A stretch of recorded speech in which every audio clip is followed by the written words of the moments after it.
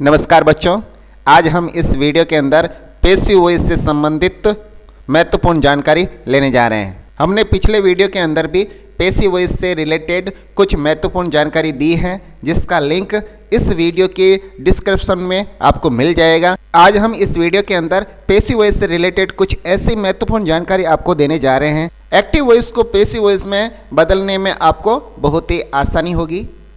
चलिए तो फिर देर किस बात की, शुरुआत करते हैं हम important rules for changing into passive voice. पहले हम एक ऐसा एग्जाम्पल लेना चाहते हैं जिससे आप समझ पाएंगे कि एक्टिव वॉइस क्या होती है और पैसिव वॉइस क्या होती है। वैसे हमने इसके संबंध में विस्तृत जानकारी पिछले वीडियो में दी है, फिर भी एग्जाम्पल लेके शुरुआत करते हैं ताकि आपको समझ में आ सके कि एक्टिव वॉइस क्या होती है और उसको किस प्रकार पैसिव वॉइस में तब्दील किया जाता है, बदला जाता है। ये जो आपके सामने सेंटेंस है, he is writing a letter, ये जो सेंटेंस है इसके अंदर कुल 4 पार्ट्स होते हैं। पहला जो पार्ट्स है वो है आपके सब्जेक्ट, उसके बाद में आपके हेल्पिंग वर्ब, उसके बाद में मेन वर्ब और अंत में आपको ऑब्जेक्ट दिख रहा है। जब भी हम एक्टिव वॉइस को पैसिव वॉइस के अंदर तब्दील करेंगे उस समय हम जो अंत में आपके ऑब्जेक्ट दिख रहा है ये हमेशा क्रिया के बाद में आता है, उसको हम आगे लाएंगे। यानी जैसे यहाँ subject, helping verb, main verb और ऑब्जेक्ट, ये स्ट्रक्चर था।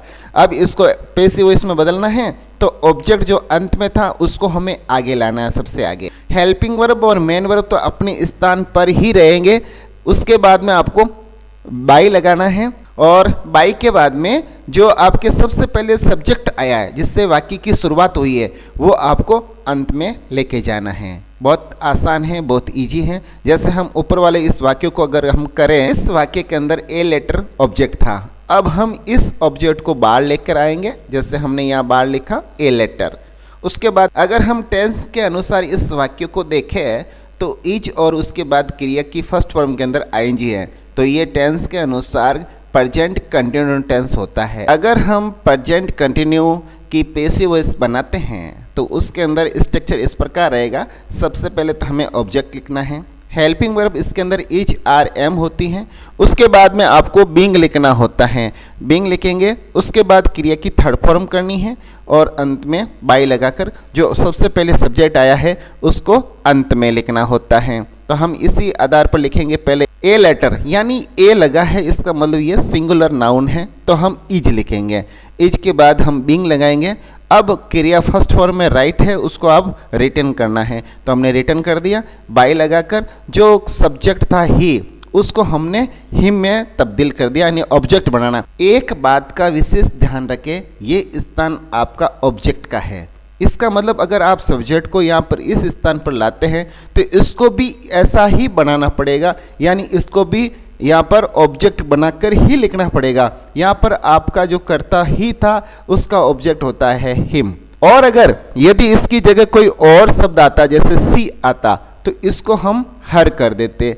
यहाँ पर आई लिखा होता तो हम इसको मी में बदल देते। इस प्रकार आप समझ चुके हैं कि यहाँ पर लिखना तो आपको सब्जेक्ट है, लेकिन ये ऑब्जेक्ट का स्थान होने के कारण उस सब्जेक्ट को आप ऑब्जेक्ट के अंदर बदल देंगे। आगे एक एग्जाम्पल और है, ही गिव्स अस गिफ्ट। अब इसके अंदर आपके सबसे पहले कर्ता, उसके बाद में मेन वर्ब और हेल्पिंग वर्ब दोनों मिली हुई है, तो उसके बाद में आपके ऑब्जेक्ट है और अंत में एक चीज़ और मिल रही है, ये भी ऑब्जेक्ट है। यानी आप कहेंगे कि 2 ऑब्जेक्ट कैसे हो सकते हैं? हाँ, हो सकता है। जैसे हिंदी के अंदर वाक्य होता है द्विकर्मक, ऐसे इंग्लिश में भी तो होता है सेंटेंस, जो 2 कर्म इसके अंदर आ सकते हैं, ऑब्जेक्ट आ सकते हैं। तो पहला जो क्रिया के पास में आपको ऑब्जेक्ट मिल रहा है उसको आप ऑब्जेक्ट 1 रखेंगे और उसके बाद में जो ऑब्जेक्ट आ रहा है उसको ऑब्जेक्ट 2 लिखेंगे। यदि आप इस सेंटेंस की पैसिव वॉइस बनाना चाहते हैं तो आप कोई भी ऑब्जेक्ट को बाहर लिख सकते हैं, चाहे आप ऑब्जेक्ट 1 को लिखें चाहे ऑब्जेक्ट 2 को लिखें, दोनों राइट हैं। और हम यहाँ पर दोनों प्रकार के वाक्य बनाकर दिखाते हैं। पहले हम ऑब्जेक्ट 1 ले लेते हैं। अगर हम ऑब्जेक्ट 1 लेते हैं तो इसका ऑब्जेक्ट 1 अस है, तो अस यहाँ पर ऑब्जेक्ट है और हम इसको ला रहे हैं सब्जेक्ट के स्थान पर, तो अब आपको इसको सब्जेक्ट बनाना पड़ेगा और अस का जो सब्जेक्ट बनेगा वो बनेगा वी। तो हम लिखेंगे यहाँ वी, और वी बहुवचन होने के कारण यहाँ पर आर आएगा और उसके बाद में गिव की थर्ड फॉर्म गिवन होती है और सेकंड ऑब्जेक्ट आपको लिखकर बाई लगाकर फिर आपको सब्जेक्ट को यहाँ ऑब्जेक्ट के स्थान पर लाना है और ही का यहाँ ऑब्जेक्ट बना के लिखना पड़ेगा हिम। अगर हम दूसरे ऑब्जेक्ट को लेते हैं जो इसमें गिफ्ट है, अगर हम गिफ्ट से शुरुआत करते हैं तो भी वाक्य आपका बनेगा। गिफ्ट एक वचन होने के कारण यहाँ पर जो हेल्पिंग वर्ब है वो चेंज हो जाएगी, वो आपको इज लिखना है। जो मेन वर्ब है उसके अंदर कोई प्रकार का परिवर्तन नहीं हो रहा है, दोनों में देख लो आप, यानी यहाँ क्रिया की थर्ड फॉर्म रहेगी। उसके बाद में आपका ऑब्जेक्ट वन आ रहा है यानी अस अपने स्थान पर रहेगा। उसके बाद बाई लगाकर आपको ऑब्जेक्ट के स्थान पर सब्जेक्ट लेना है।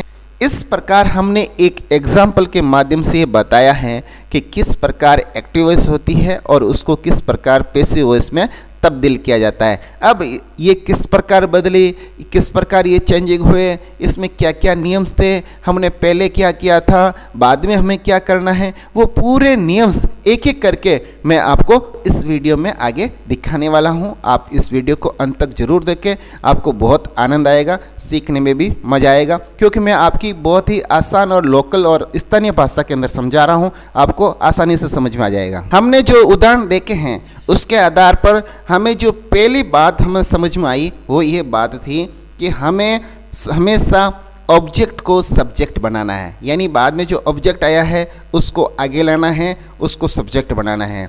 और वो कहाँ मिलेगा आपको, उसकी पहचान कैसे होगी, यानी वो वर्ब यानी क्रिया के तुरंत बाद ऑब्जेक्ट आता है। तो दूसरी बात यह है कि सब्जेक्ट के तुरंत बाद आपको हेल्पिंग वर्ब का प्रयोग करना है। इस बात का आपको हमेशा ध्यान रखना, सब्जेक्ट के तुरंत बाद आपके हेल्पिंग वर्ब का प्रयोग होगा। उसके बाद में आपको मेन वर्ब लिखनी है और मेन वर्ब हमेशा क्रिया की थर्ड फॉर्म होगी।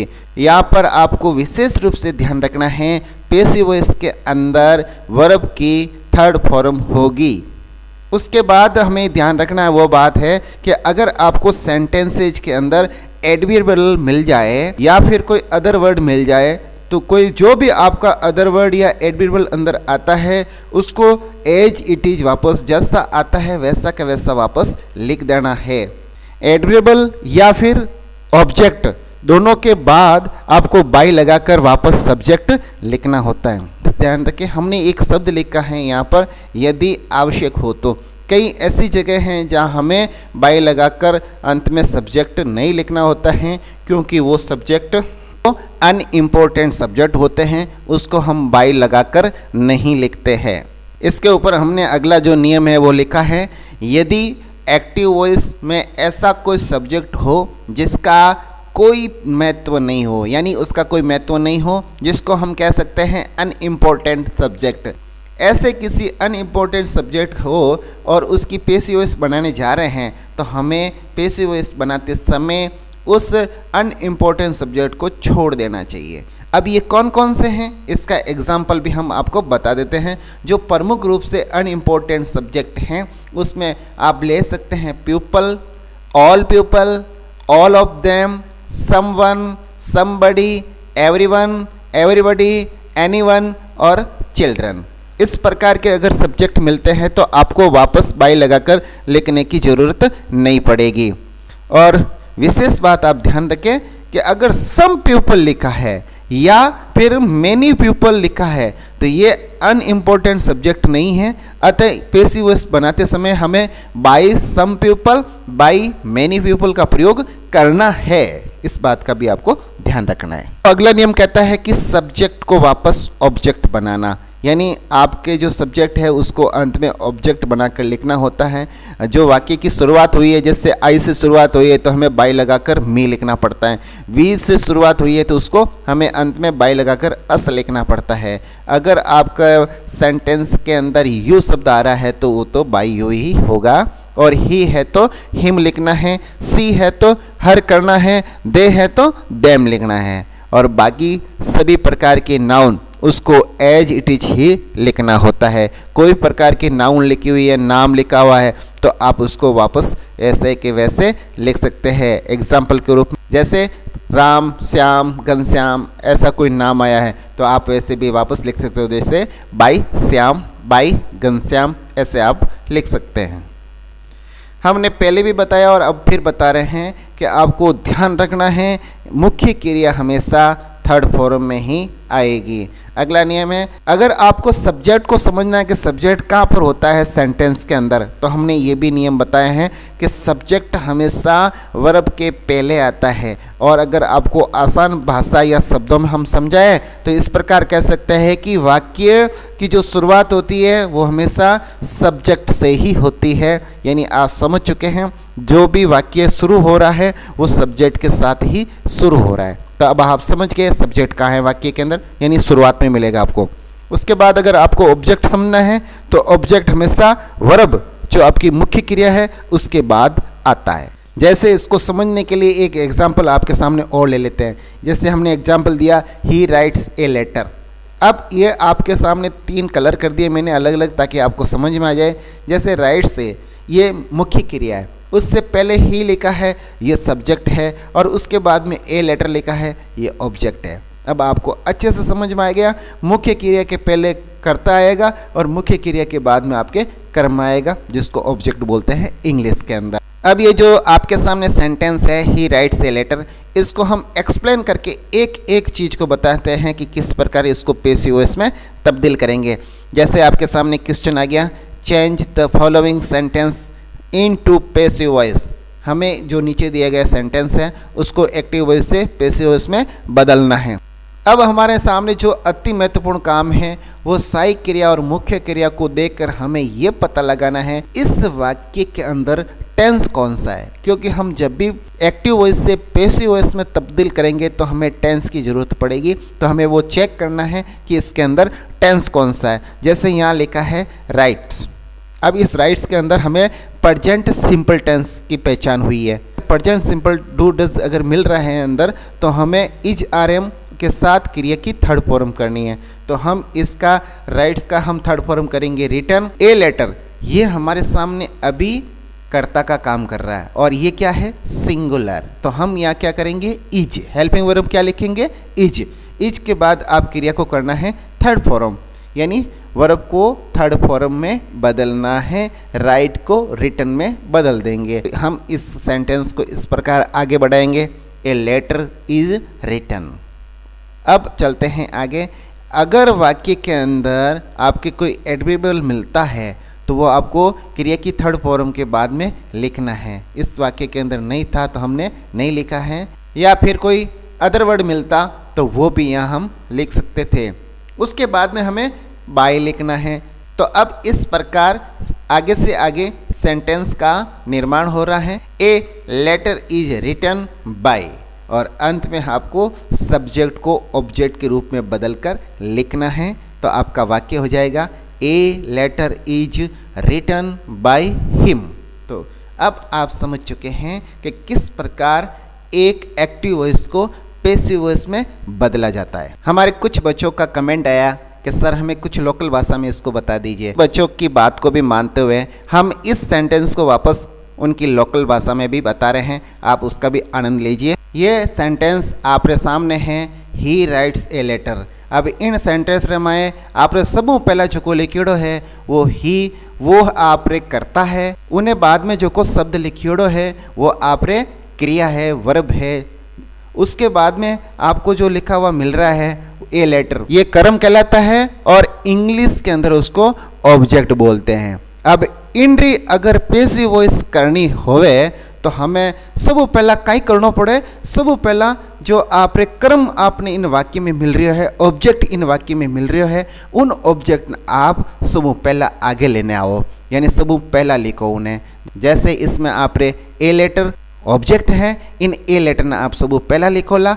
उन बाद में इन टेंस के अनुसार जो हेल्पिंग वर्ब आ रही है वह हेल्पिंग वर्ब आपने लिखनी है। उन हेल्पिंग वर्ब के बाद में आपने क्रिया री थर्ड फॉर्म लिखनी है। इन राइट ने रिटर्न में बदल दियो। उन बाद में आपने बाई बी वाई बाई लिखना है, और अंत में आपने अटे जो करता है इन वाक्य रो, उन कर्ता ने अटे ऑब्जेक्ट बनाने लिखना है। अभी समझ में आई होला आपरे। जैसे सब पहला आप कहीं करोला, सब पहला आप ऑब्जेक्ट इनमो आपने ढूंढने ऑब्जेक्ट लिखियो आप ए लेटर, और सब पहला लिख दियो, और इन प्रकार में अटा आपने लिखना बता दियो कि पहलो अक्षर ओ लिखना है। उन्हें बाद में आपने देखना है सही क्रिया और मुख्य क्रिया आधार मत अपने टेंस चेक करना है। अब इनमें लिखियोड़ो है राइट्स यानी एस लागोड़ो है। अब एस लागोड़ो जन अपन समझ लेना चाहिए कि इनमें आपने क्रिया री फर्स्ट फॉर्म में डज मिलियोड़ो है। अगर डज किन में है वो आप आसानी से समझ सको कि प्रेजेंट जो को सिंपल टेंस है उनमें डज आया करे। तो इन री आप अगर पैसिव वॉइस बनावला नहीं तो आपने सब पहला ऑब्जेक्ट लिखना है। ऑब्जेक्ट अनुसार आपने is R am helping group लगानी है और उन्हें बाद में क्रिया री थर्ड फॉर्म लिखनी है और इन अनुसार आप देखोला तो क्रिया री थर्ड फॉर्म राइट री रिटर्न लिखनी है। तो आप इन प्रकार आप टेंस चेक कर लियो। इन अनुसार आप ए लेटर आप सिंगुलर यानी एक वचन हो, इन एक वचन के अनुसार आप हेल्पिंग वर्ब इज लिखियो। तो अर्थ तक तो आपने समझ आ चुको है। आगे चलना, आगे आपने क्रिया री थर्ड फॉर्म लिखनी है तो आप राइट री रिटर्न लिखो ला थर्ड फॉर्म। तो आप इन प्रकार उस सेंटेंस धीरे धीरे आगे बढ़ रही है। ए लेटर इज रिटर्न अर्थ तक तो आपने समझ में आ चुको है।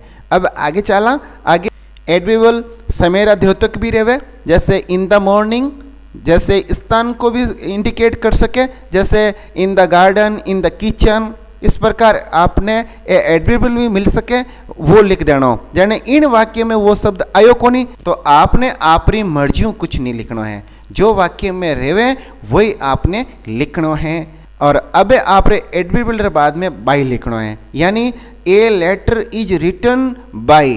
अब आप अंत में जो को करता हो उन्हें आप ऑब्जेक्ट बनाने लिखना है। अपन इन वाक्य में ही करता है तो हीरो आप ऑब्जेक्ट रेवे हिम। इन प्रकार लिख सका a letter is written by him. मैं आशा करूँ हूँ कि आपने वो वीडियो बहुत अच्छो लाग्यो रहेला और अभी आशा करूँ कि आपने प्रत्येक चीज़ बहुत ही बारीकियों समझ में आई होवेला। अब मैं आगे भी विश्वास दिलाऊं कि और अच्छो वीडियो बनाने आप तक लाऊंगा। आप आपरी स्टडी ने कंटिन्यू रखो, जारी रखो, पढ़ो, व्यस्त रहो, मस्त रहो और अगला वीडियो तक मैं आपको विदा लूँ। नमस्कार, वंदे मातरम, जय हिंद।